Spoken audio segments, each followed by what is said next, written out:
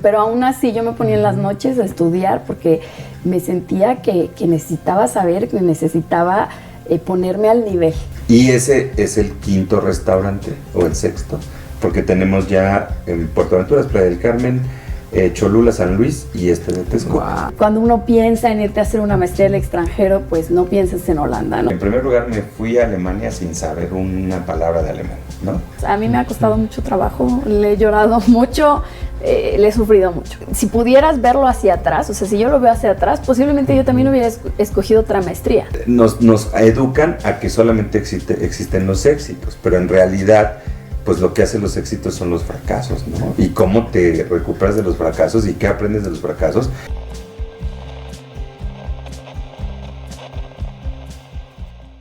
Hola, ¿cómo están? Mi nombre es Marco Tulio, soy profesor y esto es Líderes que hacen la diferencia. Este día con dos personalidades, dos texcocanos que han brincado el charco y han llegado hasta lo más alto en sus respectivos ámbitos. Me da muchísimo gusto y les agradezco a Amparo y a Alain Correa que me den la oportunidad de estar en este hermoso lugar que ya había tenido la ocasión de visitar, pero que cada vez me sorprende más, porque cada vez hay más material y cada vez se va haciendo pues más amplio, claro, el espacio y lo maravilloso que hay aquí. Pues muchas gracias, Alain, muchas gracias, Amparo. Muchas gracias, a ti.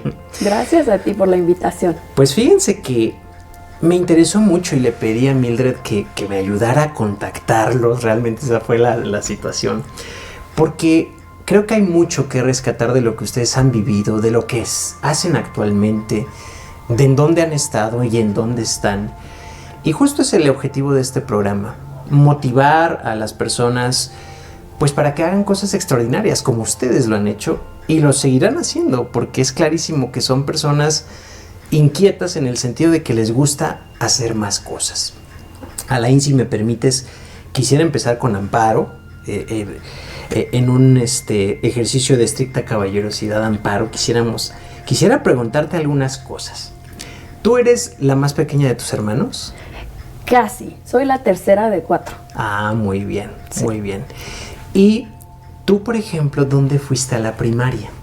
Bueno, yo mi primaria la hice aquí en Texcoco, en el Columbia School. Muy bien. ¿La secundaria igual? La secundaria también aquí en Texcoco, hasta la prepa. En la secundaria fui a varias secundarias, estuve en el Ferreira, estuve en el Liceo y la prepa la hice en la EPT. Excelente. EPT. EPT, yo también. EPT. 100% EPT. Alain, tú también, ¿no? Fuiste a la EPT. Sí, excelente. Somos graduados de la EPT. Somos epetienses, exactamente, sí. Es correcto. Y la experiencia de la EPT para ti, ¿cómo fue, Amparo? Bueno, pues, para serte bien sincera, yo me acuerdo mucho que mi papá me dijo, bueno, pues yo quiero que vayas a la EPT, porque yo creo que ahí te van a preparar para la vida. Así me lo dijo, y yo creo que sí, fue un lugar para mí donde no solo pues aprendías los conocimientos de lo que es una preparatoria, pero aprendías pues a sobrevivir. Aprendías de todo.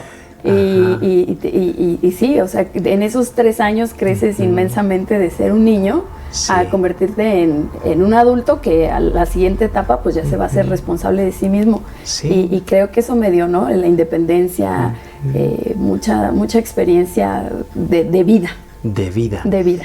¿Amistades te dejó? Claro, tengo 2 buenas amigas que seguimos siendo amiguísimas desde ese entonces. Desde esas épocas, qué maravilla. Sí. En el caso tuyo, Alain, ¿tú dónde fuiste a la primaria y a la secundaria? Yo fui a la primera y secundaria aquí en San Miguel Tlaxpan. Ah, muy bien. Sí, a mí me tocó ser más rural. Sí, a ti te tocó la parte aquí más local y la prepa EPT. Sí. ¿Cómo fue tu prepa? Porque no sé si estoy en lo correcto, pero todavía en épocas recientes sucede, pero yo creo que más en otras épocas, a veces el trato a los varones y a las hijas podía ser un poco distinto, ¿no? No sé si sería el caso o ustedes consideran que fue igual, pero ¿tú cómo ves esa parte, Alain? ¿Cómo ella fue? los consentía más mi papá que a mí. Sí, ¿contigo era más duro? Sí, pues bueno, es diferente, ¿no? Pues era otras épocas, ¿no? A mi hermana mayor y a mí, pues nos tocó diferente que a ellas, que son las menores.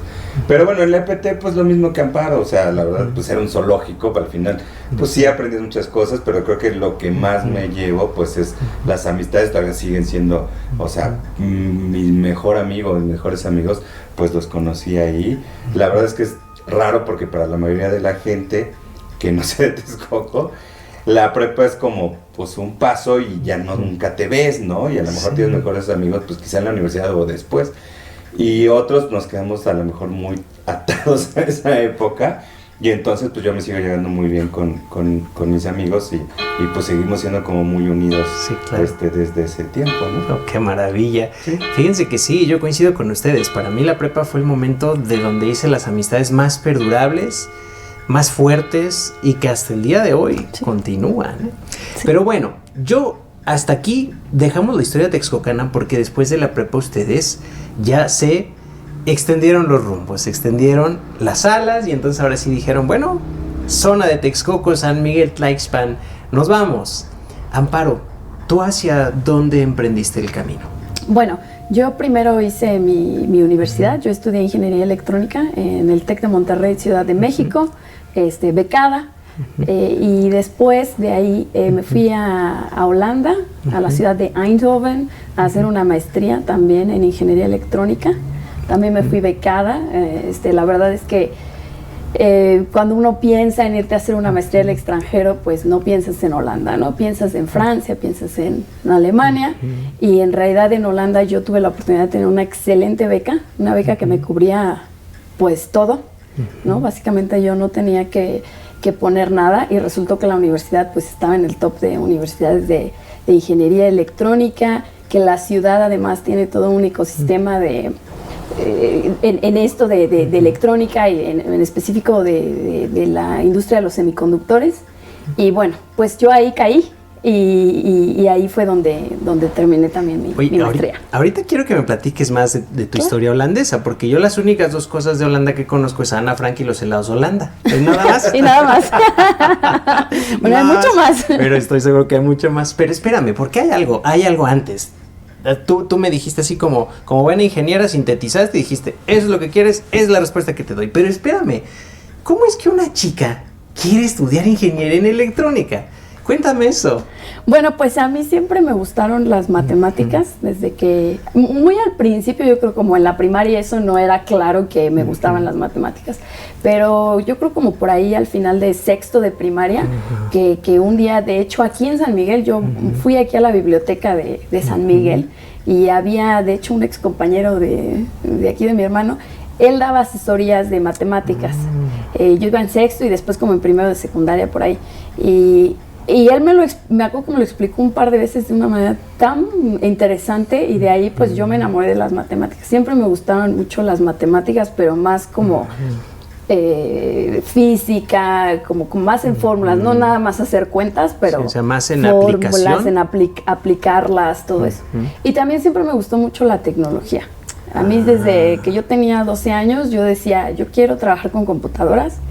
Me gustaba mucho y no teníamos el acceso que hay ahora. Ahora los niños pues nacen con el celular, nacen con la tecnología, sí, con una computadora, una tablet. En ese entonces pues no era así. Tenías tu clase de computación y hacías tu tarea, imprimías ahí y era la única hora que a lo mejor tenías de acceso a una computadora.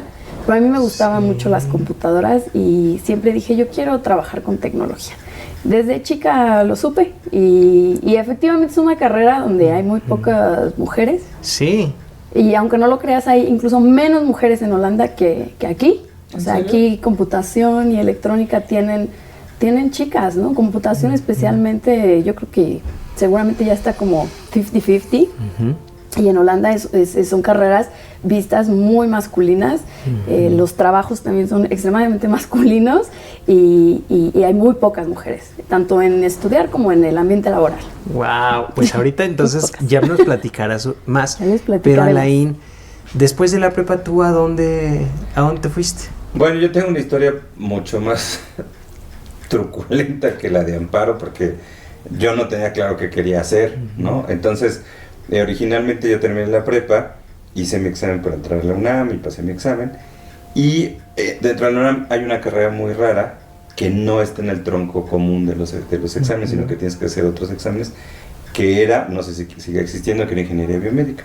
Entonces, no sé por qué, pues sinceramente no lo sé, me metí ahí, ¿no? Y pues pasé, éramos, no sé, 500 que estábamos ahí, y al final quedamos 10 o 15, y en esos 15, pues al final ya no me aceptaron, ¿no? Por los exámenes psicométricos, que es una historia muy chistosa. Entonces yo, pues, nunca había considerado la verdad que no me quedara, pues yo siempre salía muy bien en la escuela, entonces para mí era como muy automático que me iba a quedar. Y en mi segunda opción, pues en las opciones de entrar a la UNAM, como no tenía idea, había puesto biología. Y todo mundo, pues aparte, se sabe el truco que si quieres ir a CU, pues tienes que poner una dirección de allá y todas esas cosas. Entonces, yo no hice nada de eso y me asignaron biología en la ENEP Zaragoza. Entonces fui el primer día, me formé para sacar mi credencial y dije, no, pues esto, o sea, estoy haciendo algo que no, que no tiene ningún sentido, ni quiero venir aquí, ni me gusta, ¿no? Sí. Y entonces, pues me regresé, pero yo no sabía cómo decirle a mis papás, especialmente a mi papá, que pues es grado de UNAM y todo. Uno, que, o sea, no le había puesto atención como a poner otra carrera, porque hubiera puesto a lo mejor algo, pues, medicina o alguna cosa que siquiera tuviera ingeniería, algo que tuviera alguna perspectiva para mí, porque biología, no sé, o sea, fue así como, lo que sea. Y bueno, ¿cómo decirles que no me iba a quedar? A pesar que ya tenía el puesto, porque pues siempre te iban a decir, mira cuánta gente aplica y tú y todo. Y dos, pues que no tenía idea qué hacer, porque no, siempre sabía que no quería ir ahí, pero también es un problema, porque una vez que te aceptan en la UNAM, si tú ya no vas, pues creo que tienes que esperar un par de años, cuando menos, no recuerdo, pero era un problema para volver a aplicar a otra carrera. Sí. No es como que digas, oigan, siempre quiero volver a hacer el examen y pásenme. Entonces, pues fue toda una vuelta, perdí un año, y entonces un día me metí al liceo, ya acabé la prepa y hice una locura, pero me metí al liceo, un semestre, y entonces ahí conocí un par de amigos y empezamos a ver escuelas. Y en una de esas, pues caí en la UTLA, en Puebla, y dije, no, pues es que este es el paraíso, yo quiero estar aquí, ¿no? O sea, no hay tráfico como en la ENEP Zaragoza, donde me había tocado, hay plantitas, en ese tiempo había milpas, paisajes, estaba súper padre. Pero el problema, pues, era cómo iba a pagar por esa escuela, ¿no? Sí, esa es una historia muy larga. Entonces, el caso es que, pues, así acabé en la UTLA, y bueno, cambié totalmente giro, me metí a estudiar administración, y pues fue una historia muy larga, me llevó muchos años terminar la universidad por el tema del dinero, pero bueno, después de muchas idas y venidas, pues finalmente me gradué de la UTLA. ¿Como administrador? Como administrador, sí. Ah, muy bien. Sí, es una historia muy extraña. Sí, es una historia muy interesante, porque además, por ejemplo, Amparo, pues fue más... No, ella lo tuvo claro, o sea. Lo tuvo claro, lo logró, listo. Pero tú sí como que diste un poco más de vueltas y vueltas, curvas y todo, ¿no? Pues entonces ya estamos aquí. Amparo, contra todo lo común, se convierte en ingeniera. Y contra todavía menos común, se va a Holanda, a los Países Bajos. ¿Por qué Holanda, Amparo? Bueno, pues ahí en realidad también ya entra la parte personal. Yo conocí a mi esposo cuando estábamos estudiando, y mi esposo es holandés. Y yo tenía muy claro que quería hacer una maestría, ¿no? Él en algún momento cuando empezamos nuestra relación, pues nadie nos creía. Así de... Ay, ¿ni Alain? Nadie. Nadie nos creía. Nadie nos creía que... Creían que era un amor así de... Sí, pasajero, y ya va a pasar y listo, adiós. ¿No? Entonces, pero no fue pasajero. Perduró. Se regresó de la Holanda, yo lo conocí en México. Pues él se vino de intercambio. Él se vino de intercambio, lo conocí en la universidad. Se regresa a Holanda y seguimos escribiendo, seguimos muy persistentes. Y en realidad, pues hay conozco muchas parejas que son así internacionales, y pues a veces la chica simple y sencillamente o la pareja, digamos, que está en México, pues se va para allá y ve cómo le hace. Yo no quería eso, yo no quería irme nada más así como así, yo tenía claro que quería hacer una maestría, yo tenía claro que no iba a ir a buscar suerte sin nada, porque además allá realmente tener una carrera, bueno, yo aquí me sentía lo máximo con mi título de ingeniera, pero en realidad allá pues no tenía ni experiencia, era una licenciatura común y corriente. Entonces yo no me quería ir así, yo sabía que quería una maestría y yo dije, bueno, yo voy a empezar a ver maestrías en Europa, ni siquiera en el enfoque de Holanda. Pero lo que te comenté antes, cuando empiezo a buscar, veo que en Holanda hay excelentes becas que hablan inglés, porque si te vas a Alemania necesitas hablar alemán, si te vas a Francia, francés. Inglaterra se me hacían muy cortos los programas porque eran de 12 meses y yo decía, bueno, apenas llegas y ya tienes que hacer la tesis. Entonces empiezo a ver que son excelentes las escuelas, que hablan inglés, que las becas están muy buenas y además pues realmente ingeniería electrónica pues para las becas y eso no estaba tan competido, ¿no? Yo me sentía un candidato muy, muy fuerte para poder obtener esa beca y así es como me voy. Y bueno, ya de ahí aprobar también la relación, ¿verdad? Mientras yo estaba estudiando. Y así fue como terminé específicamente en Holanda. ¿Y en qué ciudad? Eindhoven. Yo estudié en la ciudad de Eindhoven. La ciudad de Eindhoven es como la ciudad de la tecnología de Holanda. Es el Silicon Valley holandés. Sí, muy chiquito, porque Holanda es un país chiquititito. Sí, es un país pequeño, es un Muy país pequeño. Costero, ¿no? Está en el norte de Europa. Sí. Y bueno, tiene como frontera Francia, si no me equivoco. Bélgica. Alemania. Sí. Somos bien chiquitos. Es un país chiquitito. Es un país pequeño, pero he escuchado, no he tenido la fortuna de ir, pero he escuchado que es hermoso, ¿no? Es la tierra de los tulipanes. Sí, es la tierra de los tulipanes. De los ingenieros, de las cuestiones hídricas, ¿no? Así de es. los ingenieros que mueven los ríos y todo esto. Es un país chiquititito, pero tiene muchísima innovación en algunas áreas, incluso de agricultura, en todas las cuestiones del agua, ¿no? Cómo ellos han podido controlar el agua. Entonces es un país muy con mucha innovación en realidad, pero es chiquito. La extensión es aproximadamente el tamaño del Estado de México, de todo el país. Y muy avanzado, ¿no? En todos los aspectos, en es un país derechos, avanzado, en tecnología, en todo. Es un país en esas cosas avanzado, ¿no? Muy bien. Pues tenemos a Amparo, que se va a Holanda, pero Alain, después de esos extraños vericuetos, idas y venidas de la vida, también se va al extranjero. Cuéntame esa parte de tu vida, Alain. Bueno, mi historia siempre va a ser mucho más enredada, me Amparo se está riendo, porque sabe, terminé la universidad y entonces pues llegaba el punto de buscar un trabajo, pero la verdad es que yo no me sentía cómodo, pues con todo este tema que todos tenemos que hacer, especialmente viviendo en Texcoco, de ir y venir al distrito, ¿no? Porque es muy complicado, recién graduado, ganar el suficiente dinero para vivir allá, y pues tienes que ir y venir y todo esto que todo el mundo hace de largas horas y el tráfico y todo. Y yo no quería eso. Entonces, con otro amigo también acá de Texcoco, decidimos que nos íbamos a ir a probar suerte a Cancún. Entonces nos fuimos a Cancún con una mano adelante y una mano atrás. La verdad es una historia muy larga y bueno, tiene sus cosas buenas. No tenías un centavo, entonces de repente pues íbamos a donde estaban los gringos. Y había un Domino's Pizza, entonces pedían las pizzas estas enormes, se comían 2 rebanadas y dejaban toda la pizza, ¿no? Y entonces nosotros con eso cenábamos. ¿En serio? Sí, pues no teníamos un centavo. O nos íbamos al Walmart y entonces de todas las pruebitas desayunábamos. Sí, o sea, llegamos, no teníamos un peso y todavía no teníamos trabajo. Y bueno, ya empecé a trabajar ahí y trabajé un par de años en un área pues que es muy extraña, que es el área de los tiempos compartidos, ¿no? Entonces, pues ya estaba yo ahí vendiendo tiempos compartidos, ya era ahí una especie de gerente y demás, pero la verdad es que sentía que no era como el estilo de vida que quería y que igual que Amparo pues tenía como estas ganas de hacer más cosas y de irme a una maestría. Entonces pues volví a hacer mis clásicos movimientos, pero que luego no me salen porque dije, bueno, voy a dejar todo, vendí mis cosas, corté con la novia, renuncié a mi trabajo y apliqué para una maestría en el Colmex.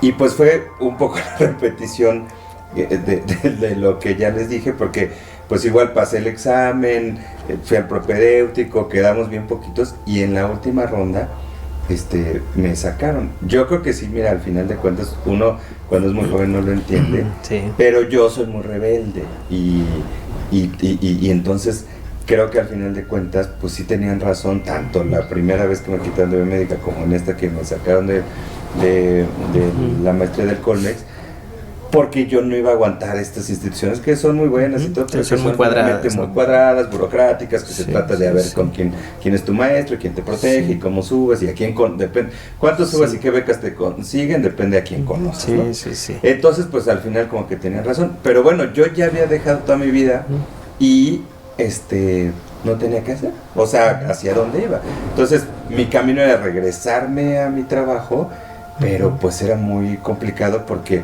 pues el decir, oigan, ya vine. Sí, ¿qué creen que no? Que ya regresé. Que no, que ya vendí todo, que ya me fui, que ya todo, pero siempre regreso, pues era algo que era muy difícil.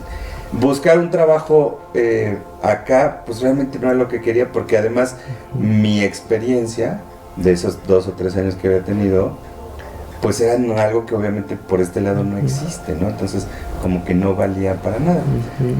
Y bueno, pues en esas estaba cuando dije, bueno, voy a probar otra vez suerte, y entonces me puse a buscar maestrías en el extranjero. Ya estaba yo muy tarde para ir para Estados Unidos porque ahí tienes que hacer procesos de un par de años de anticipación, pero estaba justo a tiempo para entrar en esta universidad que está en Berlín, que es la Humboldt de Berlín, y que tenía justamente una maestría en inglés, ¿no? Entonces yo no sabía una palabra de alemán, pero la maestría era en inglés, y pues me puse a hacer mis exámenes y todo. Es una universidad muy muy buena. En esa universidad estudió Einstein, por ejemplo, Bohr y todos esos de los las grandes mentes alemanas, ¿no? Bueno, eso fue antes de la guerra, claro, pero sigue siendo pues la universidad como más importante de Alemania, y tienen este programa, y pues hice todas mis cosas y me aceptaron. Pero como a mí no me gusta hacer las cosas simples, pues al mismo tiempo que estuve haciendo esto, apliqué en varias universidades de Alemania, pero bueno, me aceptaron en varias, pero no competían contra esta, entonces ahí no había problema. Pero también apliqué a una universidad en Estados Unidos, que era de las pocas que tenían un programa de admisión que te aceptaba más tarde, que es una universidad en Texas, ¿no? Y pues tenía las 2 cartas de aceptación y tenía mis 2 paquetes para mandar para aplicar a las becas aquí en México, los préstamos, pero no sabía cuál escoger, ¿no? Entonces tenía opción 1, una maestría en administración, en MBA en Texas, y opción 2, mi maestría, que es una maestría en ciencias de la administración, que yo no entendía lo que era en ese punto, para ir a Alemania. Y bueno, pues prácticamente en un tema de un volado, pues decidirme a Alemania, ¿no? ¿Es en serio que fue un volado? Sí.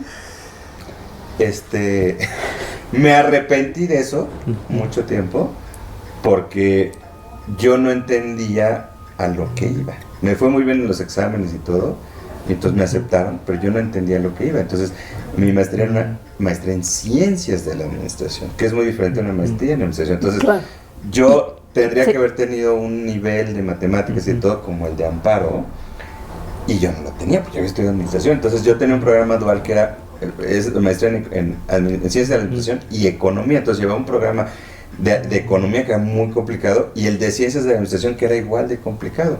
Entonces la verdad es que era un programa muy exigente, y que además estaba muy orientado al tema académico, no tanto al tema pues empresarial, ¿no? Entonces me fue complicado al terminar, al contrario de Amparo, que todo le sale súper bien, y entonces termina y ya tiene trabajo y todo, y lo entiende muy claro.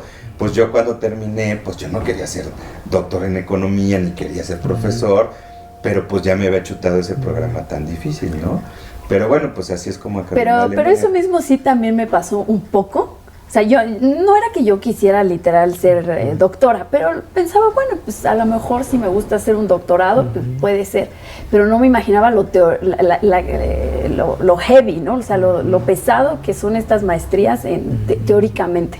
Mi maestría también, yo venía del TEC. O sea, el TEC es 100% aplicado, comercial, muy empresarial, ¿no? Sí, muy el enfoque empresarial, sí. Muy moderno, ¿no? Y llego a Holanda y pues era una universidad como mucho más como anticuado, ¿no? Es muy anticuado, es muy teórico, y los profesores son doctores que han estado ahí toda su vida y estudian una cosa, pero así chiquita del tema, ¿no? Es muy específico y me acuerdo mucho cuando hice la tesis, pues yo odié la investigación, ¿no? O sea, esto de estar sacando un montón de datos y a ver qué te sale. Y yo dije, no, yo un doctorado, no. Entonces, sí, también ahí no era... Pero tú sabías matemáticas. Sí, pero también fue un programa muy pesado. A mí también me costó mucho trabajo el programa. Pero tú eras ingeniera. Sí. Yo era ingeniera y fui a estudiar una ingeniería. Sí.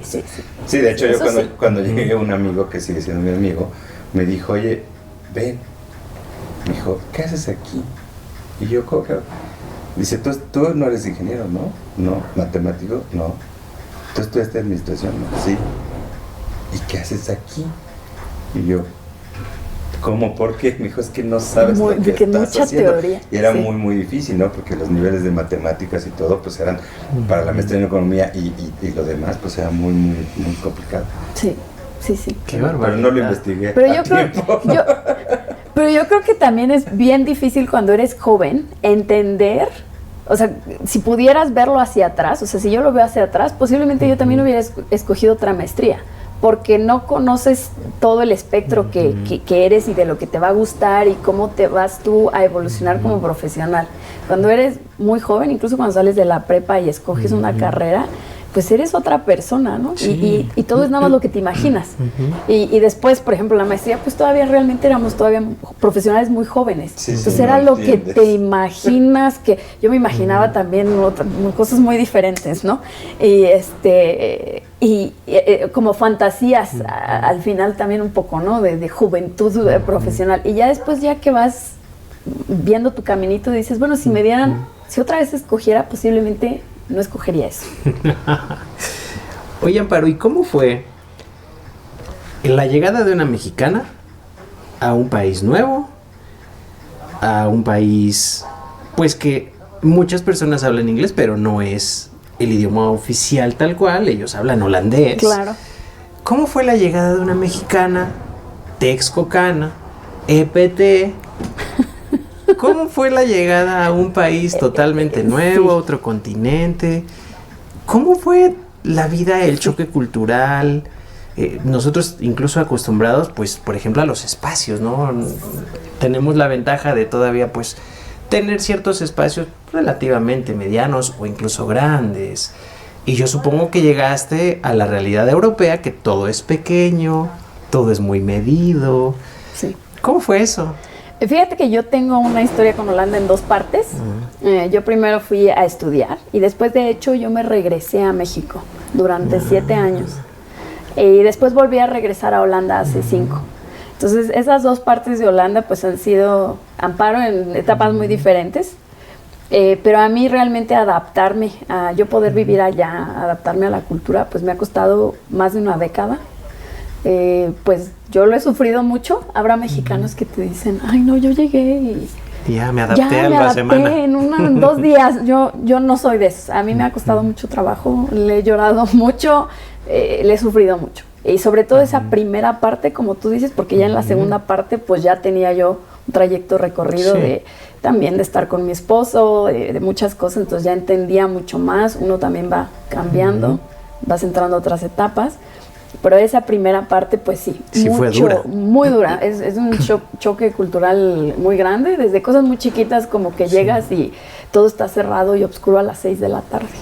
Ya, así. La ciudad ya se no hay murió. nada. Y yo fui en la época de Eindhoven, que todavía era todavía más tradicional, porque ahorita ya hay más movimiento, ya es una ciudad un poquito más viva, ¿no? Pero yo todavía llegué cuando los supers, todo cerrado el domingo. O sea, no había ni un supermercado abierto los domingos. Entonces, desde cosas así, ¿no? Desde también la gente, ¿no? Cómo son con sus expresiones, cómo te hablan. ¿Cómo es el holandés, Amparo? Por ejemplo, miren, yo ahorita le voy a preguntar a Laín. Ahí está Remco, Hola, ahí tenemos a un holandés que ahorita nos podría dar un testimonio Está de en la cómo oscuridad. es. Pero el holandés común, el holandés, evidentemente hay de todo, pero claro, hay de todo. El común holandés u holandesa, ¿cómo es, Amparo?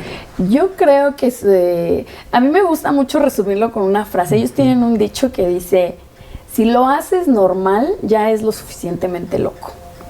¿no? Entonces, ese dicho significa como, no, o sea, sé como los demás, no tienes por qué sobresalir, no tienes por qué ser diferente. Entonces, para mí los holandeses son así, ¿no? Todo es muy moderado, todo es de la manera que es, de la manera que están acostumbrados. No son una sociedad de excesos, No. de tratar de llamar la atención. No, de hecho no les gusta, ¿no? Entonces es como todo muy moderado y tiene su parte buena, pero también tiene su parte, pues como todo, ¿verdad? Su lado bueno, su lado que dices. Sí, claro. Entonces ellos son muy así, creo que también como muchos países europeos, los holandeses en realidad pueden llegar a ser como amigables, ¿no? Como ciudadanos, son muy respetuosos, pueden llegar a ser amigables. Pero sí son también muy individualistas, muy de su espacio. Es muy difícil, por ejemplo, tú allá llegar y conseguirte un montón de amigos holandeses. Allá todos los extranjeros se juntan con extranjeros, los latinos nos juntamos con latinos. Entonces son sociedades así. Y si tú ves, por ejemplo, los círculos con mis amigas latinas y eso, los holandeses que nosotros frecuentamos o que están como en nuestros círculos, generalmente es gente que ha vivido en el extranjero, que han viajado mucho, que tienen una pareja extranjera, o sea, que por alguna razón sean como... Salieron del molde holandés. Fuera de eso, ellos son muy individualistas de su casa, de su círculo, de sus costumbres, de las cosas como son. Se acabó, todo práctico, todo como es, todo directo. Y hasta listo. ahí. Hasta ahí. ¡Wow! Pues fue complicado, ¿no? Sí, ha sido fue muy difícil para mí, sí. ¿La comida es buena, Amparo? No. No, ya directo. No. Claro, tienen ahí algunos platillos que es interesante probar, pero en general no tienen una gastronomía. Ellos no tienen realmente una gastronomía. Copian mucho y viene comida de muchas otras partes, pero obviamente adaptada a sus paladares, ¿no? Si tú vas a un restaurante mexicano, pues es completamente adaptado a otras cosas. Sí, a Europa, aunque de vez en cuando sí encuentras más auténticos. Pero lo de ellos es sencillo, en realidad es sencillo y no hay mucha gastronomía, ¿no? Yeah. Incluso es difícil como... Claro que hay buenos restaurantes, pero luego no es fácil como encontrar cosas que sobresalgan claro. en el aspecto gastronómico. En este ámbito. Sí. Alain, volvemos a Alemania, porque ya estás en Berlín, tú eres mucho más aventado, mucho más rebelde, no sueles seguir las reglas como te las dictan, sino tú buscas tu propio camino. Y en una sociedad tan estricta, tan estirada, hasta cierto punto también tradicional, como es la sociedad alemana, ¿cómo entras tú, un mexicano? ¿Cómo llegas? ¿Cómo fue vivir ahí? Ya nos platicaste la dificultad del programa académico y que en realidad fue el volado, estabas a punto de irte a Texas, pero terminas en Berlín. ¿Cómo fue tu experiencia de vida en Alemania? Pues mira, yo creo que yo cometí todos los pecados que se pueden hacer, porque en primer lugar me fui a Alemania sin saber una palabra de alemán, ¿no? O sea, y a ellos sí les gusta que hables alemán. Lo iba yo a hacer, o sea, todo el tiempo, ya tenía mis papeles, ya me iba a ir.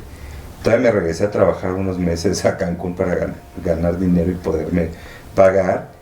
Y todos los días decía, hoy sí voy a estudiar. Pero o salía con la novia, o no sé qué, o me iba al gym, o lo que fuera, y no estudié. Entonces llegué a Alemania sin saber ni una palabra. De veras. Y dije, no, pues me pongo, o sea, rápido lo hago. No, pues el de alemán es muy complicado. Entonces no sabía el idioma. Segundo pecado, pues no tenía dinero, porque como estudiante a mí me tocó justo la devaluación del peso contra el euro. Entonces yo tenía préstamos que se habían dado a un euro de 13, y esto es relevante porque al final cuando estaba ahí estaba en 18. Tomamos en cuenta que eso fue hace un chorro de años. Y sí, eso fue. ¿cuánto fue? 10 años, 12 años, no, más. Bueno, X, ¿no? 15 años, 20, no, 20 años. Fíjate, eso fue hace 20 años. Y estaba en 18, hoy el euro está en 20. O sea, imagínate qué caro era. Entonces yo no tenía los préstamos y mis ahorros, pero no me alcanzaba para nada por esa devaluación. Entonces, pues es muy difícil llegar a un país donde no hablas el idioma, aparte no tienes dinero para nada. Y los alemanes sí son pues muy cerrados en el sentido de que a la gente común, no estamos hablando a lo mejor de la gente de universidad y eso, pero a la gente común no le gusta que le hables en otro idioma, ¿no? Entonces yo intentaba hablar, me acuerdo que iba a la tienda e intentaba hablar alemán, y obviamente pues con el acento y cosas, y la gente no te contestaba, ¿no? Entonces yo ya opté, o sea, si aquí en México alguien llega y te dice, oye, me pasas un pan, Y le dices, ¿qué? Ten de dulce. Sí. Ah, sí, qué chistoso, ten. ¿No? Y allá me decían, no. Allá les molesta. Sí, les molesta. Entonces, yo opté, la verdad, por ya no hablarles en alemán. Entonces les hablaba en inglés, ¿no? Y pues resultó ya, mejor. pues ya no me entendían, pero ya no me veían feo, ¿no? Entonces ya, de verdad, pues es que me choca que la gente sea así. Entonces yo les decía, oye, en inglés no tienes esto, no, en francés, no, en español, no. Pues entonces, ¿qué hablas, compadre, no? Y ya era como un tema diferente, porque odiaba cómo me trataban al principio, porque, pues sí, también en cierta manera, pues son países mucho más cerrados que tienen una inmigración muy fuerte, ¿no? Pues en el caso de Holanda creo que no es tanto, pero en el caso de Alemania, por ejemplo, pues están llenos de turcos. Sí, ¿no? turcos. Digo, ¿para qué van e invaden? Pues ahora se aguantan, pero pues están llenos de inmigrantes. Igual que Francia, pero ¿para qué van e invaden en colonias? Pero bueno, el caso es que sí fue complicado esa situación. El clima pues es espantoso, entonces Sí. pues nosotros La comida. amamos el sol y el clima es espantoso, la comida es espantosa, o sea, pero mira, al final porque uno va con sus ideas y no nos damos cuenta los mexicanos de que nosotros pues estamos bendecidos con muchas cosas, porque Sí. el clima y los recursos pues nos hacen que estás en un pueblo el más pobre y vas a desayunar increíble. Y allá no, pues porque el clima es muy duro, entonces no va a haber guayabas y tunas, Piñas, o sea, nada más tunas. hay papas y col, porque no se va a dar nada más, ¿no? Entonces, pues... Y cerveza. Pues sí, entonces Eso sí hay. es muy... Sí, cerveza sí. Entonces es muy diferente. Yo me acuerdo, por ejemplo, la primera vez que llegué a la cafetería de la universidad, dije, bueno, pues la cafetería. Ahorita desayuno unos huevos. No. O sea, huevos. No hay plancha. ¿Qué hay? Un sándwich calientito, en una sandwichera, que la señora del puestito más humilde Lo hace tiene. mejor. No, sándwiches fríos, ¿no? Entonces, yo venía de mi casa y no había ido a comprar, y entonces dije, bueno, pues ahorita un sándwichito ya me aliviana. No, sándwich congelado, en un edificio congelado, sí, en un invierno horrible. Entonces es así de, no, pues aquí ya... Y no además soy- estabas en Cancún mucho tiempo. Aparte yo venía de Cancún, ¿no? Sí, Entonces era imagínate. como aquí ya me suicido, ¿o qué Ya hago? habías llegado casi a Sí. Alaska, a Siberia. Muy difícil, ¿no? Y aparte Berlín, recordemos que era esta ciudad que estuvo dividida entre Sí, la por parte supuesto, sí. oriental y occidental. ¿En qué parte estabas? Entonces yo estaba en la parte del este. Ujú. Y era muy extraño porque pues los edificios, por ejemplo, de la universidad, Sí. pues estaban cayendo, ¿cierto? Ya los renovaron todos, pues Sí. estaban cayendo. Sí. Tenían todavía los hoyos de las balas, Sí, de los sí, mosquetes de la sí, Segunda sí. Guerra. Entonces era un tema muy precario y para mí era pero pues se supone que este es el primer mundo, digo, y lo es en muchas cosas. Pero cuando lo comparas, yo venía de la UTLA y me llevas a edificios que están cayendo, que los baños no sirven. Para mí un shock cultural enorme, por ejemplo, que creo que todo el mundo encontraba. Todavía había baños, creo que hoy ya los desaparecieron. Pero cuando nosotros estábamos, había baños en la universidad que estaban abiertos, que funcionaban sin agua, porque eran de la Segunda Guerra. Pues sí. Y te agarrabas de una manija y no había asiento. Yo nunca los usé, yo un día entré a uno de esos, porque estaba en una biblioteca, no recuerdo, y dije, voy al baño, y entré al baño, y no entendía qué era. Y entonces le dije a un amigo, güey, ¿qué es eso? Me dijo, pues es que te agarras y así, y yo, no, o sea, yo Pues, Yo no hacer voy a ir una ahí. o sea, ¿en doctrina. qué mundo estoy? ¿No? Entonces, sí era muy deprimente porque de repente para mí pasar esas calles que eran iguales, porque fui a Berlín hace un par de años y Está muy obviamente ya está diferente. todo cambiado, pero cuando yo estaba, pues edificios grises, sin pintar, llenos de balazos, con un cielo oscuro, y para mí era así de, pues es que estoy en la guerra. Entonces pasaba una persona con dos papas, porque nosotros, claro, estamos en el otro extremo del consumismo extremo, ¿no? Pero allá están en el extremo de no entiendo por qué es mejor ir al súper todos los días a ir una vez por semana, pero en fin. Entonces pasa una persona con dos papas y una cebolla porque es su cena, y yo así de retroceder el tiempo, y ahorita en 2 minutos pasan los tanques de Hitler aquí, o sea, entonces sí me fue muy difícil, ¿no? Y los alemanes, pues sí, o sea, son no te voy a decir, pues cada quien es diferente, probablemente para ellos nosotros somos una locura, pero pues es que no nos entendemos en lo absoluto, o sea, no sé, en Alemania tú haces una fiesta en tu casa y esperas que todo el mundo lleve cosas, y cada quien se toma lo que lleva. Entonces, si yo Ah, llevo no se 3 comparte. cervezas, sí, no, o sea, llevo 3 cervezas y pues ya me las acabé, ¿no? Entonces, yo no sabía eso. La primera vez que hicimos una fiesta en el departamento, que juntamos por todos lados dinero para hacer la fiesta, pues teníamos de todo, ¿no? Y tequila malo y lo que quieras. Y de repente, pues le decimos a alguien, oye, tómate una cerveza. Y dice, no, pues es que ya me acabé las que yo traje. Y nosotros, ¿cómo? No, mira, es que yo te doy, porque es mi fiesta, ¿no? Y era así de, no, pero es que yo ya no traje, no, pues es que no te le estoy cobrando, por eso es mi fiesta. O sea, cosas así, ¿no? Muy extrañas. Entonces, pues para nosotros eso es una locura, ¿no? O sea, algún día le dije a una chica, oye, vamos a tomar un café, ¿no? Me dijo, sí, oye, estaría súper bien. Y entonces sacó su agenda. Sí, eso sí es lo mismo en Holanda. Y me dice, no sé, ¿hoy qué día es? ¿Hoy el 12? ¿15? No, hoy es como 17. Hoy es Hoy 17. es 17. 17. Pues me dice, por ejemplo, no, pues el 4. ¿Cómo el 4? Sí, el 4 de septiembre. Y yo, es 17, o sea, eso es dentro de 3 semanas. Sí, no, pues dije, pero ¿por qué? Oh, mira, porque este día tengo que hacer lavandería. No hagas la lavandería, no manches. No, pues es mi día de lavandería. Y no lo puedo cambiar. Entonces, el único día que tengo libre es dentro de 4 semanas. No, pues gracias, o sea, sí, claro, te voy a no sé dónde voy a estar en 4 semanas. ¿Sabes qué? Es que, y fíjate que los holandeses sí tienen cosas parecidas, pero incluso cuando yo voy a Alemania, a mí se me hacen estrictos comparado a Holanda. O sea, los holandeses son como Un poco más relajados. Son un poco más relajados.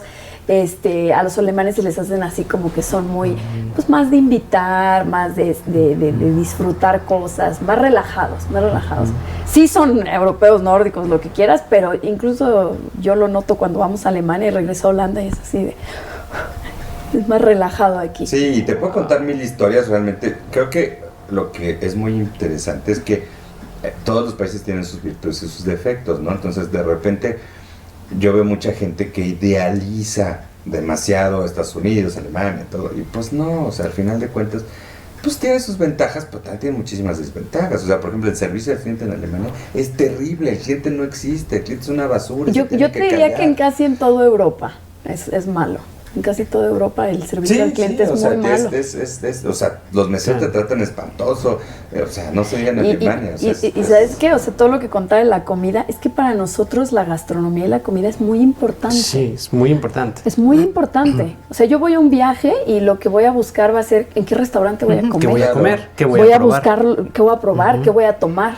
Pero para ellos no. Ellos se van de vacaciones en su camping y van a comprar cosas del súper, lo mismo que compran siempre, y se lo van a llevar y se van a hacer unos huevos ahí en su camping. Y uno no, hay un atún y uno no, uno piensa, si voy a gastar dinero, lo voy a invertir en gastronomía. Hasta investigas, ¿no? ¿Cuál es un restaurante típico de ahí y todo? Nosotros somos así, es muy importante, nos sirve de alegrías, de tristezas, de compartir, es una cosa familiar, es una cosa de conexión muy importante para nosotros, de sentirte bien, de terminar un día y decir, ¿qué me voy a comer? Sí. ¿No? Y para ellos no, o sea, para ellos comer es funcional.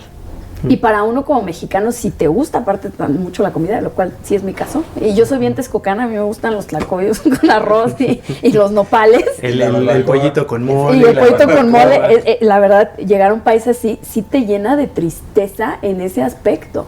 Sí. Y yo, por ejemplo, pues yo ya soy la mexicana de que pues, en el lunch yo como tacos. Y los demás pueden comer su sándwich, pero pues yo me voy a comer mis tacos porque... Y mucho tiempo como que intentaba, ¿no? Me voy a comer lo mismo que ellos. Y llegó el punto que yo pues hago mis tacos. Pero yo también he visto en estos 15 años, ¿no? Desde que yo estudié mi maestría, mucho. También los productos que ahora llegan. A Holanda, por ejemplo, llega muchísimo esta marca La Morena y ya llegan chiles, tortillas.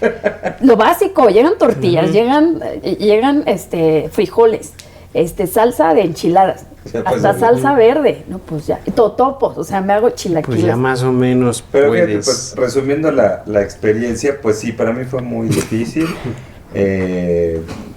Pues muy complicado lidiar con los alemanes, con su burocracia, con su manera. Y la verdad es que es muy chistoso porque de mis amigos, por ejemplo, pues solo uno se quedó solo uno se quedó en Alemania, bueno, está en Austria, pero los demás pues realmente nunca quisimos quedarnos.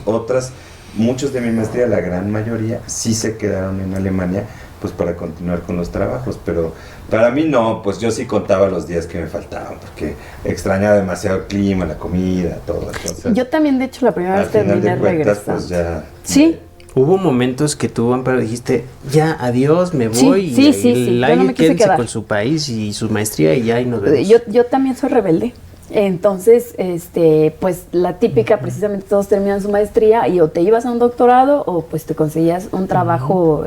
Sí. Aunque te puedo decir que de los mexicanos la mitad se regresó de mi maestría, yo creo que más o menos la mitad se regresó, la otra mitad sí se queda allá, pero yo sabía que no, o sea, no me podía ver ya de aquí una carrera corporativa, no era mi momento, quedarme allá. A mí no me gustó en ese momento Holanda, yo decía no, y me regreso con todo y esposo.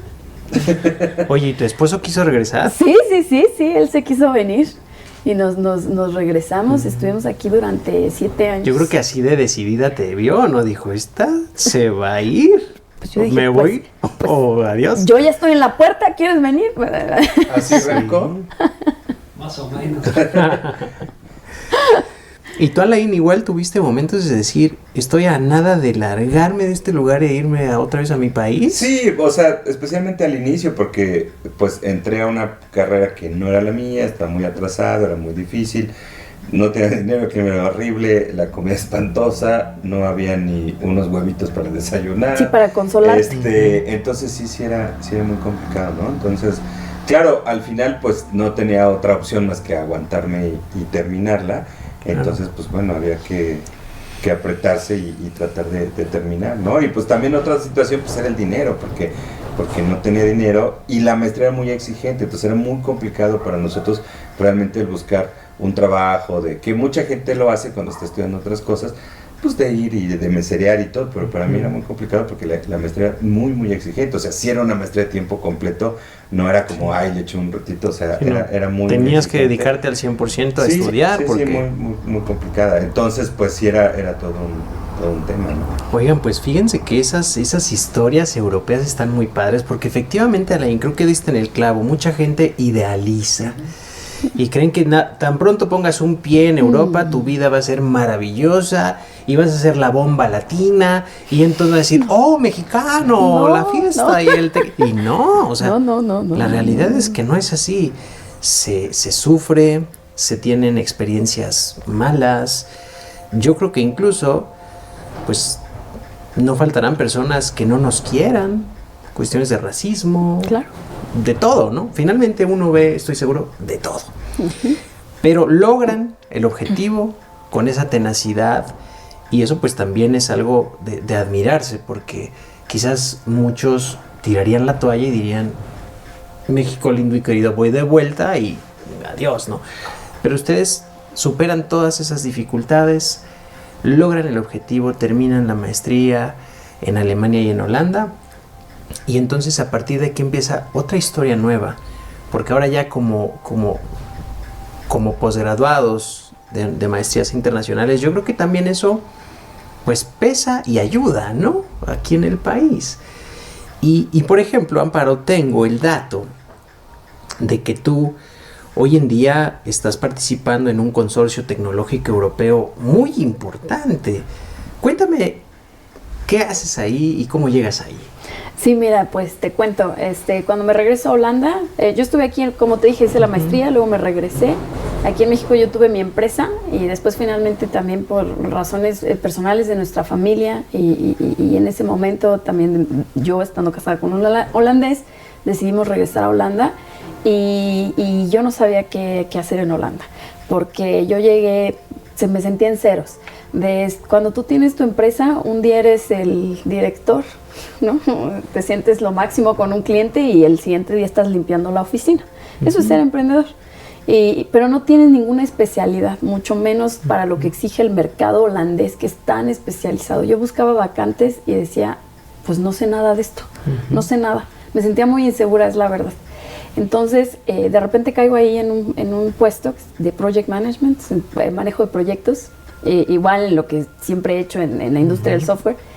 Y de ahí descubro una cosa que se llama la agilidad, y que son No los voy a aburrir con este tema, pero se enfoca en cómo trabajan las personas y los equipos. Porque sí, yo soy muy ingeniera, pero también me gusta mucho, soy muy social, soy muy abierta, me gusta trabajar mucho con la gente.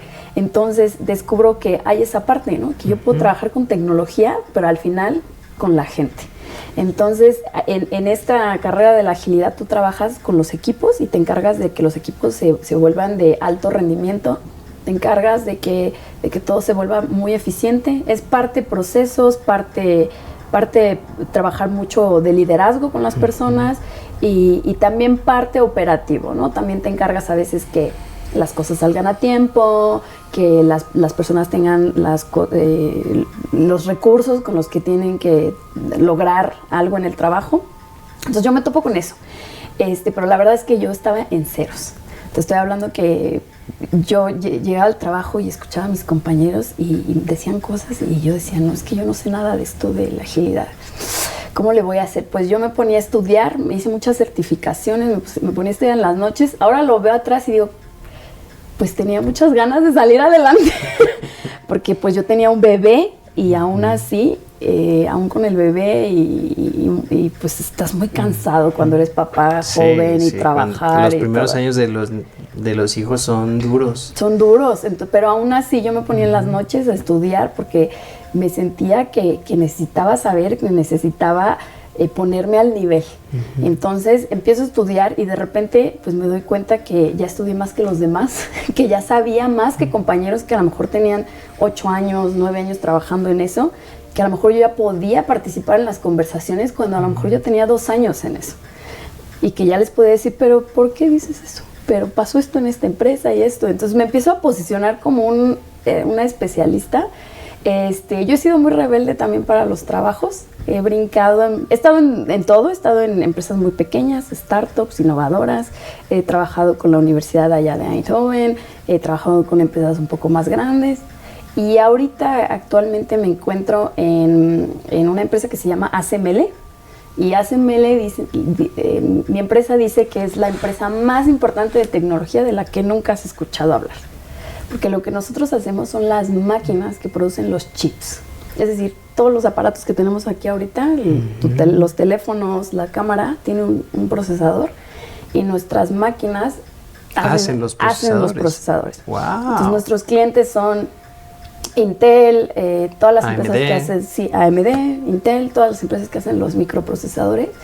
Y somos una especie bien rara, un poco monopolio, digámoslo así. No somos los únicos, pero sí tenemos 60% del mercado. ¿Mundial? Sí, mundial. Wow. Y tenemos una tecnología en la que somos realmente los únicos, que son para microprocesadores. Tu teléfono celular tiene varias capas, el microprocesador, y unas de esas capas le meten más barato y unas capas tienen que ser más precisas, con más tecnología, y esas capas mejores las hace una de nuestras máquinas. Y tenemos una tecnología muy avanzada, ¿no? que desarrolló esta empresa. Y yo actualmente estoy en esta empresa y soy coach de agilidad y otra cosa bien rara que se llama Scrum Master. Y me dedico a eso, a trabajar con los equipos que sean eficientes, a trabajar con procesos, a trabajar con el desarrollo del producto, ¿no? De la entrada de lo que vamos a desarrollar el producto, que eso sea eficiente. Entonces, en resumen, yo me enfoco mucho en la forma de trabajar, no en lo que vamos a hacer, para eso tengo otros compañeros que se dedican a eso, pero en cómo lo hacemos. Sí. Entonces, bueno, pues yo sin querer, la verdad es que porque le echaba ganas y porque me gustaba, pues me empecé a volver muy, muy especialista y de repente te despiertas y pues ya es el punto que me invitan a conferencias sobre el tema, que me hablan para hacer cosas, incluso pues he tenido por ahí la propuesta de hacer un libro en ese tema, etcétera. Y bien chistoso, pero ya para no seguir en esta larga respuesta, fíjate que también me gusta y quiero seguir haciendo eso, pero de repente sí te quedas así como, o sea, yo ya de repente dije, híjole, ya soy pero bien godines, ¿no? Como dicen aquí en México. Ya estoy en una carrera súper especialista, bien corporativa, y sí me gusta, pero ¿qué más quiero explorar, ¿no? ¿Sigues teniendo la cosquilla de emprender, Amparo? Por el momento no, aunque fíjate que incluso hace como un año estuve incluso en una incubadora trabajando en un equipo donde estuvimos desarrollando un proyecto de alta tecnología, pero precisamente como era tan complicada la tecnología, no terminamos el programa de la incubadora. Por el momento no como tiempo completo, pero sí tengo la cosquilla, pero ya te platicaré de eso, y estoy haciendo un proyecto ahí como más side, de lado, como tú que haces esto, porque uno tiene esas otras partes, ¿no? Entonces yo en mi carrera profesional ahorita me he dedicado mucho a esto, mi carrera de trabajar ahorita para CEMELA y para las empresas, también doy coachings o doy entrenamientos, pero no es todo lo que yo soy profesionalmente. Pero bueno, pues más o menos por ahí. Wow, no, pues está increíble. O sea que muchos de nuestros aparatos y cosas que tenemos a lo mejor se hicieron en tierras holandesas o buena parte del en una procesador. máquina, porque nuestras máquinas las llevan a las fábricas donde se producen estos microprocesadores. Muchas están en Asia. En Europa están abriendo también muchas fábricas, porque pues no sé si sabías que ahorita hay una falta de chips en el mundo. Escuché eso. Entonces los gobiernos también están invirtiendo para que haya estas fábricas. Y fíjate que es que siempre se pensó que iba a ser como por aparato un microprocesador, ¿no? Que por persona un microprocesador, porque ibas a tener un dispositivo y así iba a ser, y ese iba a ser el futuro. Y ahorita estamos hablando que tenemos 4 por persona. Sí, o más. En promedio, y cada día hay más dispositivos. Tu tablet, todo. tu compu, 2 teléfonos y tu coche, para empezar. Una pantalla inteligente. O sea, ya todo tiene chips. Entonces, por eso estamos en esta crisis, y en el futuro ASML no va a ser la única empresa, ¿no? Y no debe ser la única, porque si queremos salir de la crisis de los chips, pero por el momento sí estamos muy posicionados, y es una empresa con mucha presión para trabajar, porque hay que entregar las máquinas, los clientes quieren máquinas, no tenemos suficientes máquinas, todo el tiempo se está desarrollando nueva tecnología. Entonces sí, es una empresa con mucha presión, y de hecho también es una empresa con la cultura, porque yo vengo de muchas empresas innovadoras pero más pequeñas, y ahí el ambiente es más familiar, más dinámico, y llego aquí, pues es un ambiente bien corporativo, bien pesado. Entonces ahí sí tengo también mi shock cultural con la empresa, pero bueno, también me gusta. Oye, está interesantísimo, Amparo, porque entonces ya, pues tú dedicada al ámbito del liderazgo y de la tecnología, pero Alain, tú regresas a México y te dedicas a las inversiones, a cuestiones turísticas, a emprender, a hacer diferentes negocios. ¿Qué pasa cuando regresas? ¿Cómo es que entras en estos ámbitos? Uy, pues mira, regreso a México, empiezo a buscar trabajo. ¿Cuánto tiempo tienes? Tenemos hasta que la pila se acabe. Empiezo a buscar trabajo, pero me encuentro con que pues nadie sabe de qué se trata la Humboldt, ¿no? Más que en Europa. Entonces, pues eso no hay como exgraduados, todas estas comunidades que si tú saliste de una empresa, de una universidad en Estados Unidos, pues conoces gente que está trabajando en otros lados, te enlazas. y te enlazas. Entonces, no, yo creo que seré el único, excepto, y mi amigo Alejandro, que seremos los únicos graduados de la Humboldt en México, ¿no? No había otro en Monterrey. Entonces seremos 3, entonces, pues no hay una red, nadie te conoce, y mi rango de conocimiento pues es en este tema de los tiempos compartidos. Entonces eso pues no te sirve para nada, ¿no? En esta área. Entonces pues me encuentro con una situación donde es muy complicado entrar, y pues aunque yo le diga, mira, sí sé mucho de finanzas o de esto y del otro, pues no tengo la experiencia, ¿no? Entonces pues realmente me topo con que está complicado encontrar trabajo, y lo que encontraba, pues al contrario de Amparo, que ellos ganan un buen como ingenieros, pues no estaba tan bien pagado. Y yo ya traería pues el problema de los créditos que debía para irme a la maestría. O sea, tú todavía debías Sí, pues yo dinero. debía una fortuna, ¿no? Entonces pues le empiezo a buscar opciones. Tampoco estaba yo muy convencido de encontrar, porque no le encontraba mucho el sentido a que encontré un trabajo que me pagara muy poquito, donde me iba a tener que seguir endeudando pues para pagar la renta y para pagar los pasajes y cosas así, para que en unos años me pagaran más. Pero pues yo ya traía una cantidad de deudas enormes, entonces como que no le encontraba camino. Entonces, según yo, mi solución era emprender. Entonces, tenía un trabajo en una empresa que yo era gerente de ventas, pero me daba mucha libertad de tener tiempo, y pues empecé a hacer diferentes proyectos de emprendimiento. La verdad es que estuve un par de años así y nomás no podía, o sea, incluso hice alguna vez algunos proyectos aquí en la Feria de Caballos, saqué unas cuponeras, hicimos unas pantallas de plasma, pero pues era muy complicado, ¿no? Porque yo, aparte, pues, tienes tus gastos del día, tienes tus deudas, y aparte la empresa te tiene que dejar para pagar eso, y pues está muy difícil. Entonces, en algún momento, pues decidí regresarme a Cancún, y regresé al tema de los tiempos compartidos, pero yo ya tenía algunos otros proyectos, como de un call center y demás, y pues de ahí, pues buscando. La verdad es que es una historia que nos llevaría mucho tiempo, porque pues al final es una historia pues de éxitos, fracasos, desencuentros, adelante, para atrás. Entonces, en algún punto pues regresé a mi trabajo, me iba muy bien, vendíamos muy bien, pero hubo unos cambios ahí de dirección, me quedé sin trabajo, y curiosamente, en un viaje a Chiapas, tenía algo de dinero ahorrado, y eso, ya había pagado la mayoría, o bueno, algunos de mis créditos, y vi que rentaban un hotel, ¿no? Y para mí ese momento pues no lo entendía, porque yo dije, ¿cómo te rentan un hotel? Porque pues rentas una casa pues, sin los muebles o amueblado, pero y ya. Pero este hotel lo rentaban con sábanas, con coches. Todo el hotel, ¿no? Lo rentaban. Todo, así. Muy extraño, porque la verdad es que nunca me he encontrado otra situación donde renten algo así de llave en mano.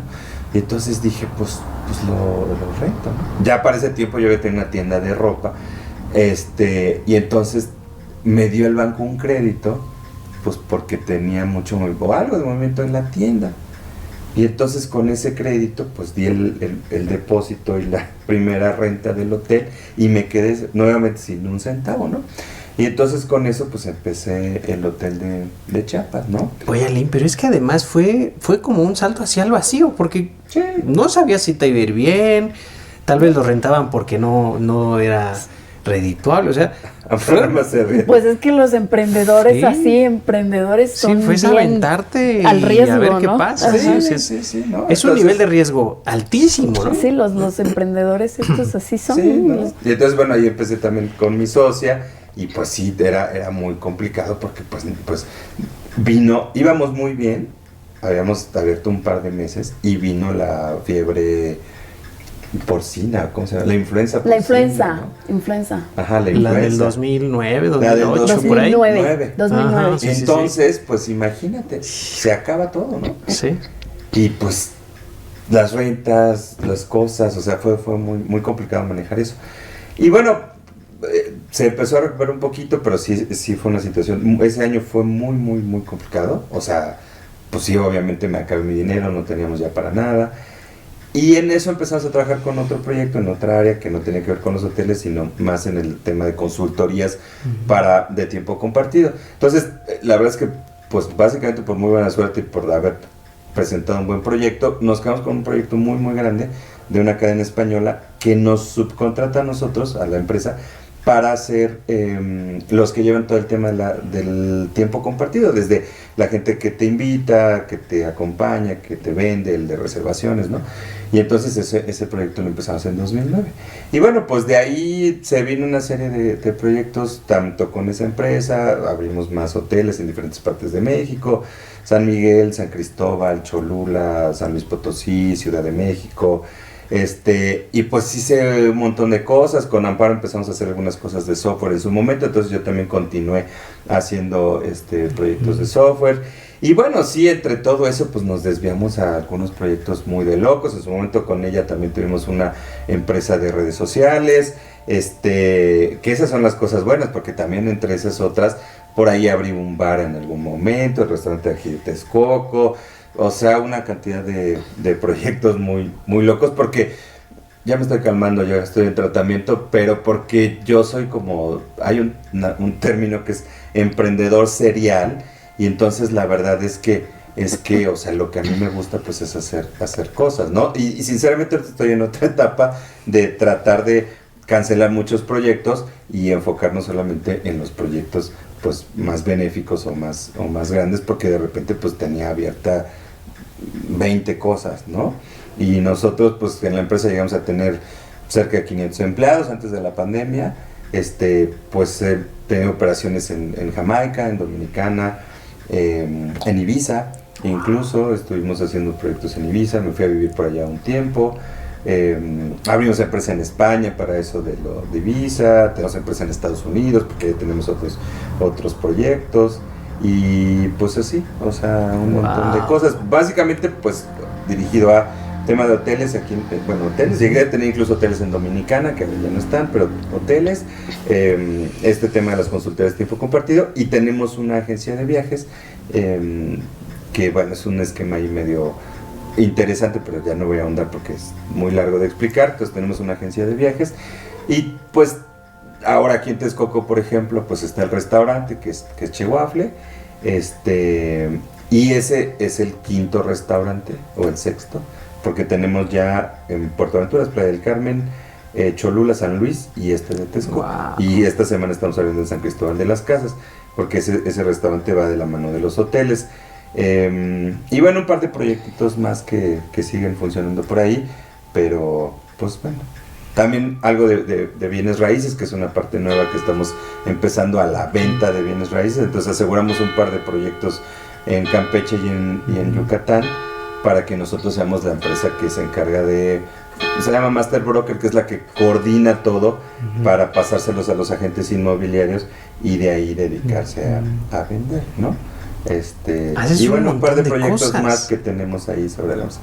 Sí, sí. Y bueno, próximamente el hotel que te digo que está en la Plaza de Garibaldi, entonces ese también va a ser un proyecto muy interesante porque va a tener un mercadito como tipo Garibaldi, pero le queremos dar un toque así como viejito, entonces estas tiendas de antigüedades y de libros y de cosas así, para que sea como interesante ir a esa parte, y obviamente pues también el hotel con restaurante, y todas las cosas que llevan, ¿no? Es impresionante todo lo que haces, Arley, es realmente increíble y me sorprende porque yo fíjate que soy todo lo contrario a ti, yo soy muy reservado y el riesgo no me gusta.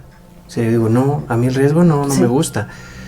Yo me arriesgo así 2 pasitos, poquito, y si veo que no, digo, para atrás. Sí. Y tú sí eres de echar toda la carne al asador. Demasiado. Y supongo que en este proceso, Alain, en esta historia de vida, ha habido grandes triunfos y grandes fracasos, ¿no? Sí, claro. Sí. ¿Es lo normal en esto? Sí. Pues creo que la parte muy difícil de aceptar, pues es que por cada buena idea, vas a suponer que seas así excelente y súper creativo y maravilloso, pues cada buena idea vas a traer 9 que no sirven, ¿no? Entonces, pues lo importante es sobrevivir a las 9, porque pues la otra va a llegar. Y bueno, que sea buena no quiere decir que va a ser fácil, porque hay que trabajarle un montón, ¿no? Entonces, pues, yo he tenido muchísimos fracasos, abrimos hoteles en Dominicana y al final pues no fueron buenas ideas y tuvimos que cerrarlos. Abrí un restaurante en Playa del Carmen y no funcionó. Aquí mismo en Texcoco abrimos un tiempo, vino la pandemia, tuvimos que cerrar y pues ya no hasta ahora que tuvimos que cambiar conceptos y todo, hemos tenido que cerrar hoteles porque al final de cuentas pues no sobrevivieron. Digo, la pandemia salieron muchas cosas, pero de todas maneras pues es normal este tema de empezar y fracasar, ¿no? Incluso nos ha ido muy bien en algunas cosas, pero por ejemplo hemos desarrollado software para llevar las operaciones de hoteles, software para llevar las operaciones de restaurantes, software para llevar todo este tema de nómina y muchos otros, y siempre tuvimos la idea de comercializarlos. O sea, nosotros lo usamos, pero se desarrolló para comercializar, y la verdad es que ya son proyectos que voy a tener que cerrar porque no les veo, al menos en este momento, a lo mejor después me encuentro una manera de utilizarlos, pero pues que van a marcarse pues como fracasos, ¿no? Pero pues es que así es, o sea, no puedes tener éxito si no tienes fracasos, pero es muy difícil mentalmente porque la sociedad, y ese es un tema muy muy grande, la sociedad no nos prepara para fracasar y nos vende historias que no son ciertas, porque todas las historias de Silicon Valley nos vende a Mark Zuckerberg, sí, que pero por ese mono hay 10,000 que fallaron, sí, y él mismo puede ser un simple objeto de la suerte porque a él le pegó esa empresa, sí, y ya, pero si hiciera otras 10 sin el dinero que tiene, igual y fracasaba. Entonces, digo, esa es la parte de atrás que a veces nosotros de Amparo también luego se meten esas cosas y estás leyendo de otras empresas y pues cuántas desaparecen y cuántas les invierten muchísimo dinero y no funcionan, pero eso no nos lo venden. Entonces nos educan a que solamente existen los éxitos, pero en realidad pues lo que hacen los éxitos son los fracasos, ¿no? Y cómo te recuperas de los fracasos y qué aprendes de los fracasos y pues cómo lo llevas. Y esa es una parte pues difícil, ¿no? Esa Oye, es la parte más complicada. qué maravilla escuchar eso, Alain, porque creo que eso es cierto y muy importante y no nos preparan para eso, ¿no? No. Nuestra cultura, cuando menos aquí en México, En todo el mundo, no hay eso. es de no aprender del fracaso, es más como que representa una humillación o algo de vergüenza, ¿no? Sí. Claro. Fracasar, cuando lo acabas de decir de una manera excepcional. Para llegar al éxito tiene que haber fracaso antes. Sí, y de hecho en lo que yo trabajo, pues ese es un pilar central. O sea, si tú no fracasas, lo que hacemos nosotros es hacer pequeños fracasos. Porque, por ejemplo, lo que ya antes se desarrollaba el software así de que 2 años salía al mercado y pues era un fracaso. Realmente no era lo que quería el usuario. Entonces ahora lo que se hace, y si tú lo ves en cualquier aplicación o website que usas, de repente ves si ya le cambiaron algo, ¿no? Y otra vez, otra cosa, eso hacemos todo el tiempo estamos probando nuevas ideas, viendo cuáles funcionan, cuáles no y readaptando. Eso en el desarrollo del producto y en los equipos también. El fracaso es algo central en el que todo el tiempo estamos cultivando la cultura de que podemos fracasar y de que los errores no se castigan, sino está bien equivocarse porque se utilizan, porque eso también es lo que va a desarrollar la innovación, ¿no? Entonces, cuando a veces es difícil, porque a veces tienes a la parte gerencial o al top management que le decimos, y estas personas pues luego quieren resultados y quieren fechas y quieren que las cosas sean, sí, ese es su trabajo, asegurar que algo va a estar listo en tal fecha. Y entonces luego les cuesta un poco esto de trabajo o hubo un error y pues les cuesta un poco esto de trabajo de cambiar. A veces a algunas personas les cuesta, ¿no? Este mindset pues yo siempre les digo, no vamos a culpar a las personas, culpemos los procesos. Una persona se equivocó porque el proceso alrededor le permitió esa equivocación. Entonces sí es muy central esto de acostumbrarse a los fracasos, de usarlos, porque esos son una herramienta. Qué bonita visión, Amparo. Y obviamente pues es muy evidente que ustedes finalmente, al tener todas estas experiencias, pues han llegado a interiorizar y a tener bastante clara esta situación, ¿no? De que no hay éxitos sin fracasos. Así es. Y el fracaso es parte del éxito, vaya, ¿no? Es parte del éxito. Pues fíjense que, como bien decía Alain, podríamos pasar días y días platicando, Sí. pero tenemos que llegar a los últimos puntos de nuestra entrevista, porque hay otra cosa que me parece súper importante y que no quiero dejar pasar de preguntarles a ambos, especialmente a Alain, porque aparte de toda la cuestión empresarial, Alain, del emprendedurismo, de buscar diversas formas de hacer crecer tus proyectos, has dedicado tiempo, vida y recursos a la filantropía, a ayudar, a generar espacios que fortalezcan a la sociedad. Incluso tú, junto con tus hermanos y tu familia, fundan la fundación Ashcan. ¿Cómo es que llegas a esto?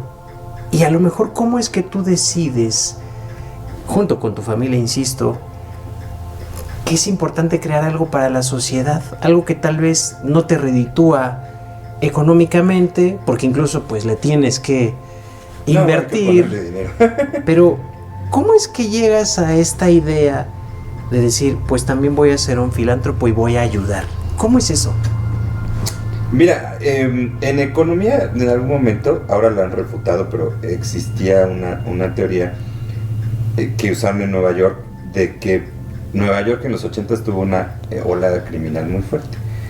Y supuestamente que se creía que los pequeños cambios negativos empezaban a generar como una degradación, ¿no? Entonces, parte de lo que ciudad hizo en ese tiempo era la teoría de los vidrios rotos, que había que reparar los vidrios rotos porque eso como que rompía el ciclo de lo que seguía, ¿no? Si alguien rompía el vidrio del edificio, el otro entonces rompía, estaba vacío, y entonces rompía. se metían a vivir, y entonces se drogaban, y ya cuando se drogaban, pues entonces llegaban otros criminales, y entonces ya mataban a alguien, ¿no?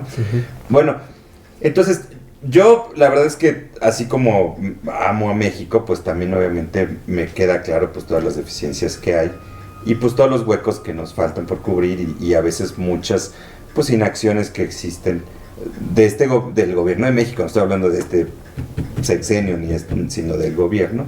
Lo mismo en México que en muchos países, aunque creo que nosotros tenemos más deficiencias. Pero también creo que es absurdo que los ciudadanos estemos esperando que el gobierno resuelva las cosas, ¿no? Yo recuerdo, por ejemplo, a mi abuelo que todos los días barría su calle, ¿no? Entonces, eso es algo que te toca a ti. No es quejarte, es que el gobierno no me mandó a alguien a que me barriera la calle, ¿no? Entonces, para mí, pues tiene que haber una acción de parte de uno de cambiar las cosas. Entonces, cuando empezamos Ashcan aquí en Tlaixpan, y que Mildred, mi hermana, fue la que me ayudó al inicio, fíjate que sí había, por una situación entre partidos políticos y la parte económica y todo, había una cierta degradación de la comunidad. Entonces había grafitis, las canchas de básquetbol estaban abandonadas, había como gente que vivía ahí, que tomaban todas las tardes, ya había habido un par de asaltos, ya nadie salía en el centro. Entonces, cuando nosotros comenzamos a Ashcan, tratamos de revertir esa situación. Entonces, una de las obras que hicimos fue arreglar las canchas, pusimos un par de luces y todo, y fue muy impactante que ese cambio pequeño, porque le pusimos pintura y arreglamos los aros que estaban desoldados, y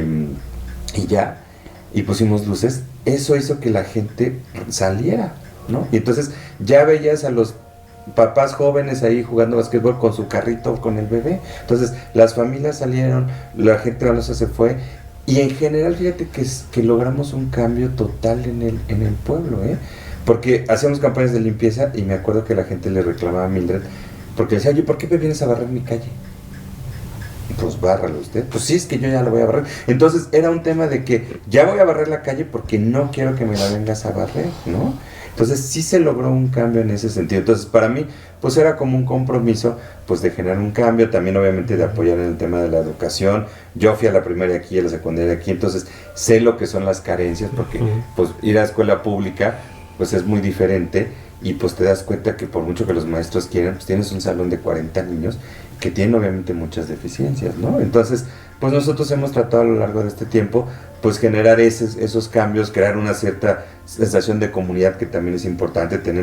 Ayudamos a los niños en el tema del equipo de fútbol, y llegamos a tener como 100 niños en los talleres de los sábados en su momento. Ahora ya se está retomando porque la pandemia quebró muchas cosas, pero el punto es que también esos niños pues aprenden muchas cosas de disciplina, de trabajo en equipo, pero más importante, tienen un sentido de comunidad. Y si tú tienes un sentido de comunidad, es mucho más difícil que asaltes a tu compañero de fútbol, ¿no?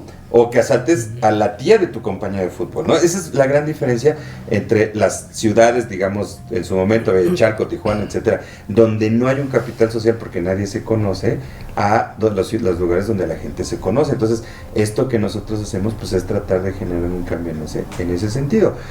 En su momento, y bueno, ahí obviamente también tengo que agradecer a mis socios. No solamente hicimos Ashcan aquí, que eso es lo que se ve en Texcoco, sino que también abrimos varios CALIs, que es la manera que nosotros llamamos a las sucursales. Entonces abrimos otro cerca de Chalco, abrimos allá en Riviera Maya, abrimos en la zona maya de allá de Quintana Roo. En comunidades mayas de que la gente habla maya. Sí. Entonces eso pues gracias a mis socios de la empresa, que también me ha ayudado a financiar esa parte. Y pues bueno, hicimos lo mismo que empezó aquí en otras partes, ¿no? Ahorita con la pandemia pues se cerraron operaciones y hemos estado ahí batallando para reabrir, pero bueno, la intención ha sido básicamente eso, ¿no? Entonces no solamente es un mérito mío, obviamente de Mildred, que en esta parte de aquí pues fue la iniciadora, pero también de mis socios que nos han ayudado a hacer a seguir en otras áreas, ¿no? Las obras. Y lo mismo pues pasó un poco con Dunas, que era la estación de radio, Uh-huh. que también era crear un sentido de comunidad, y tuvimos Dunas como 8 años, la cerramos recientemente también por el tema de la pandemia y de los gastos y demás, pero bueno, pues básicamente eso, ¿no? Uh-huh.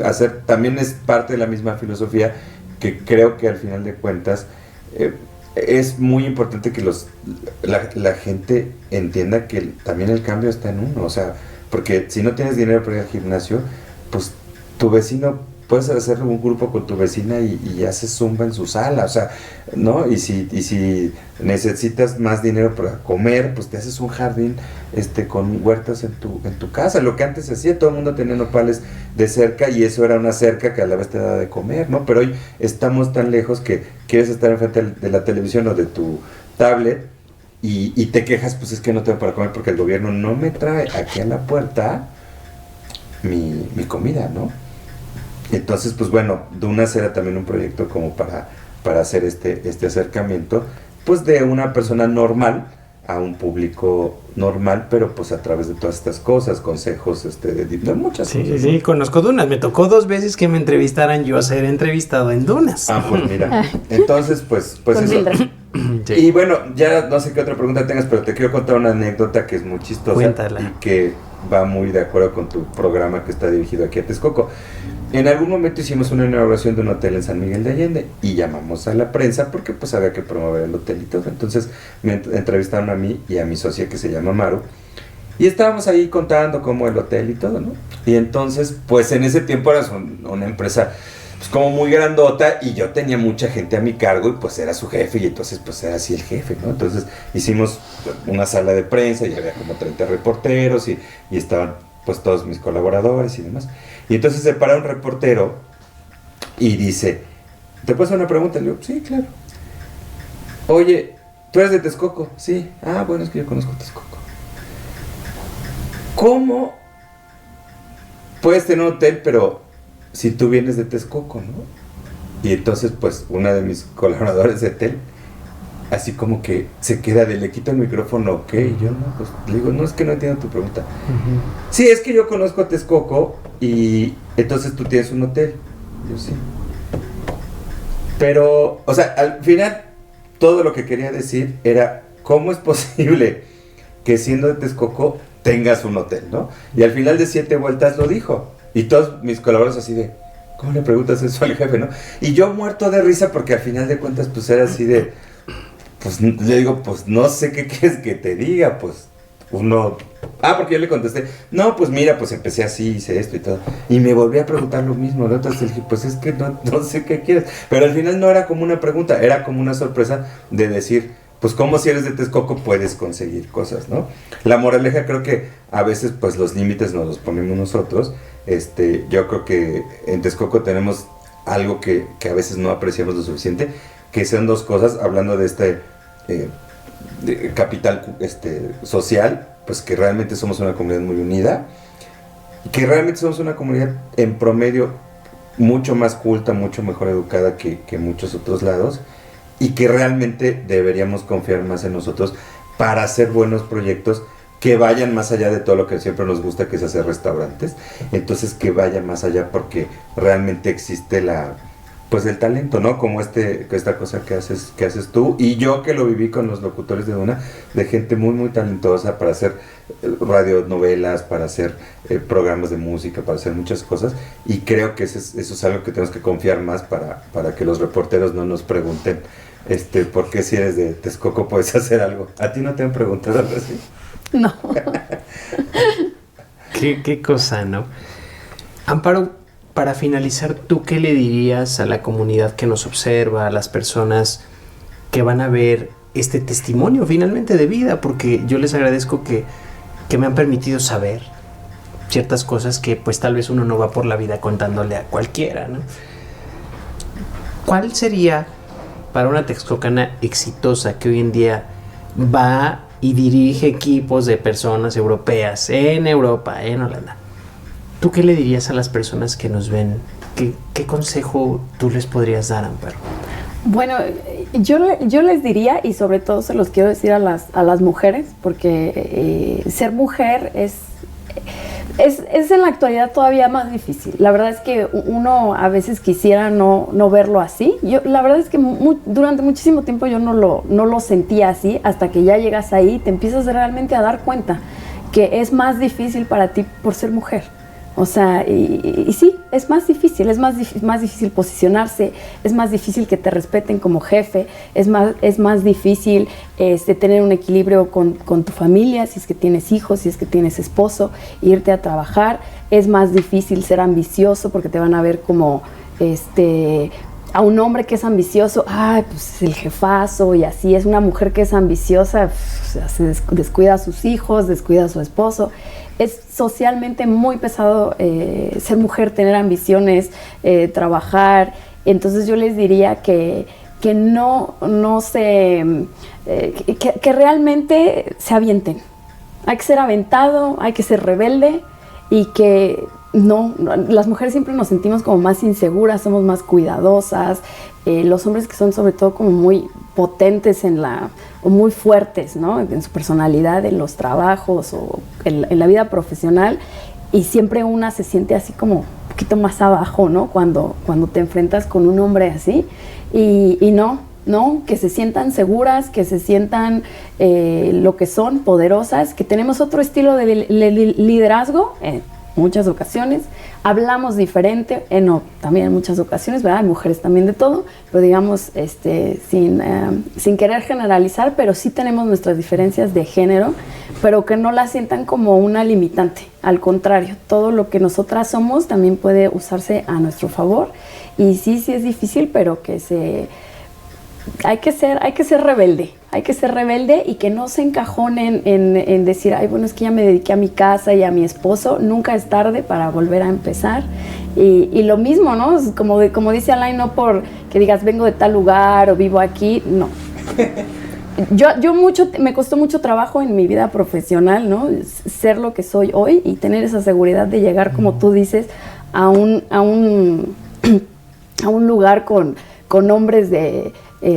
como dicen en inglés, ¿no? O sea, dicen blancos, middle age, que me costó mucho llegar y decirles qué hacer, ¿verdad? Yo, mexicana, chaparrita, mujer, me veo joven además, ¿no? Entonces, pues me costó mucho llegar con mi personalidad, aprender las cosas para llegar y decirles, pues, estás mal, ¿no? Llegar a decirle a un director, estás mal. Y creo que estás mal, y creo que deberías hacer eso. Me costó muchísimo, lágrimas, trabajos, cambiarme de trabajo, renuncias, me ha costado de todo.